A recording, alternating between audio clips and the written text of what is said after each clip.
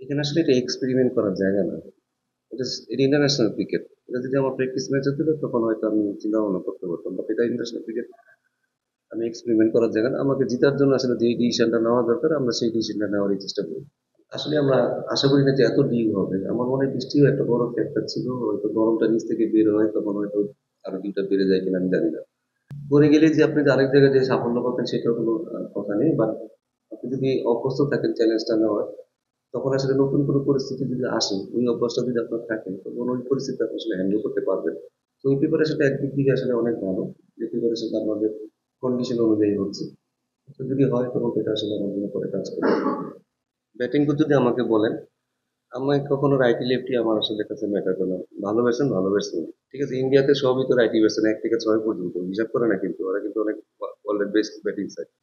তো আমার কাছে রাইট লেফটি ম্যাটার না, যে ভালো ব্যাটিং করে সেই আসলে যে কোনো কন্ডিশনে সে ভালো ব্যাটিং করতে হবে। দেখুন প্রিপারেশন তো সবসময়, যেহেতু অনেক এবারে একটু লম্বা সময় পেয়েছি এই কারণে আমাদের প্রিপারেশনটা নেওয়ার মতো সুযোগ ছিল।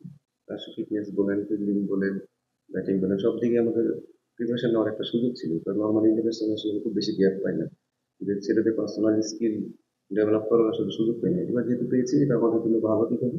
ভবিষ্যতে যখন আবার পাবো তখন আবারও করবো। টিমের ইম্প্রুভমেন্ট তো কখনোই থেমে থাকবে না, এটা কন্টিনিউ প্রসেস। এটা একটা সিরিজ বা এশিয়া কাপটাও আমাদের শেষ হলো, বা এশিয়া কাপ আমাদের ভালো খেলতে হবে সেটাও আমরা জানি, সেগুলো সব মনের ভিতরে আছে। তো আমার মনে হয় যে এটা একটা কন্টিনিউ ইমপ্রুভমেন্টের একটা জায়গা, যেখানে আমরা প্রতিদিন এসে যেন কিছু না কিছু ইমপ্রুভ করতে পারি এবং আমাদের স্ট্যান্ডার্ডের জন্য আমরা ইমপ্রুভ করতে পারি, নিজেদের স্ট্যান্ডার্ডের জন্য আপগ্রেড করতে পারি আরো। ভালো একটা ভালো টিম হওয়ার জন্য আমাদের যা যা করা যায় আমরা চেষ্টা করছি সেটাই করার জন্য। এখন সৌদিদের কথা বলবো, দেখুন আমাদের একটা সময় হয়তো অনেক এক্সপিরিয়েন্স প্লেয়াররা চলে গেছে, কিছু প্লেয়ার এই জায়গাগুলো তো নিতে হবে।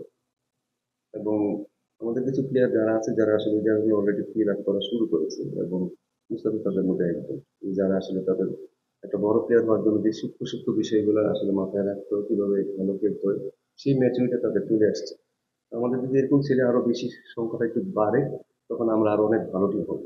কারণ খেলাটা শুধু স্কিলের খেলা না, খেলাটা অনেক বিষয় আছে যেগুলো আসলে নিজেকেও ম্যানেজ করতে হয়, কিভাবে প্রতিটা সূক্ষ্ম সূক্ষ্ম বিষয় খেয়াল রাখতে হয়। আমার মনে হয় মুস্তাফিজ কন্ডিশন অনুযায়ী কিভাবে বল করতে হয়, ব্যাটসম্যান বুঝে বল করতে হয়, কিভাবে কি করতে হয়, কিভাবে ছোটখাটো জিনিস অ্যাডজাস্টমেন্ট করতে হয়, সেই ম্যাচুরিটা তার চলে আসছে। এই কারণে সে আসলে টপ গুলো। এই সংখ্যাটা যখন আমাদের আরো বাড়বে, সেটা ব্যাটিং হোক বোলিং হোক, তখন আমরা আসলে অনেক ভালো টিম হবে। তো এটা হয়তো একটু সময় লাগবে, বাট ছেলেরা ভালো চেষ্টা করতেছে। ছেলেদের নিজের এই মেন্টাল সাইড গুলো বলেন বা আদার্স যে সাইড গুলোতে আসলে খেলার বাইরের বিষয়গুলো তারা ইমপ্রুভমেন্ট করার অনেক চেষ্টা করতেছে। ওইটা হয়ে গেলে আমরা মনে হয় যে আমরা একটা ভালো টিম পাবো। আসলে আমি আগেও রিকোয়েস্ট করছি যে একবার যে কাউকে খুব তাড়াতাড়ি আকাশে তুলে ফেলেন না, কাউকে আবার তাড়াতাড়ি নিচে নামিয়ে দিন। আহ, ভালো খেলেছে, কামব্যাক করেছে, যে এটা আসলে স্ট্রং মেন্টালিটির একটা পরিচয়। যে কোনো মানুষের যখন আপনি ব্যাক করে চলে যাবেন, সেখান থেকে সবাই আসলে বেরিয়ে আসতে পারে না। যেহেতু ওর পিছনে একটা তকমা ছিল যে টেস্ট প্লেয়ার, সে হয়তো সাদা বলে খেলতে পারে, সেখান থেকে সে বেরিয়ে এসে যে ক্যারেক্টারটা শো করেছে এটা আসলে সবার ভিতরে থাকে না। ইমপ্রুভমেন্ট তো কন্টিনিউ করতেই হবে, বাট তার চেষ্টাটা ছিল, এটা আসলে প্লেয়ার নিজেই চেষ্টা করেছে। সে আসলে নিজে কোনো অন্য জায়গায় দেখতে চেয়েছে, কারণ ইন্টারন্যাশনাল ক্রিকেটে সে বারবার প্রথম 6-7টা ম্যাচে সে ফেলই করেছে।